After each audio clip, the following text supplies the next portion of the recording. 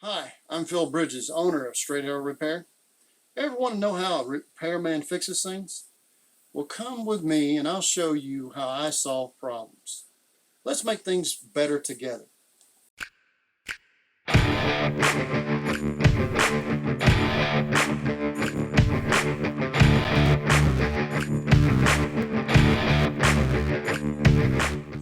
Well, the shower head's going to be up here. I want that to be real sturdy, so I put a 2x4 behind it, and this has got what you call a drop-eared elbow. It has 3 screws. So I made sure that it was where it would be flush or lower than the surface of the drywall itself.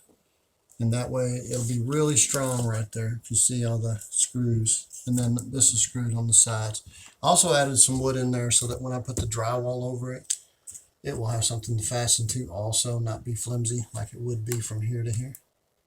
But I'll have to do some drywall finishing over this. But this is what you can do, just like I did. This is, again, called a drop-eared elbow. It happens to have a shark bite connection. You can do a PEX connection with the crimp rings, but they didn't have one where I went to go get the supplies, and so we put the shark bite, which is push pull, push it all the way and then pull up, and it's very good. The reason I don't continue to use these all the time is because about 1 in 10 will leak, and they're very, very expensive compared to regular PEX fittings.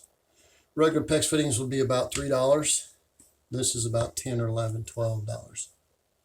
So it's reduced the cost that I have to pass on to one of my friends / customers. All right. It's Phil Bridges. If you like what you saw, you think it might be helpful to somebody else, push that like button and let other people know what you and I now know. And we'll work together toward making a brighter future. And by the way, we're not Americans, we're Americans. See you next time.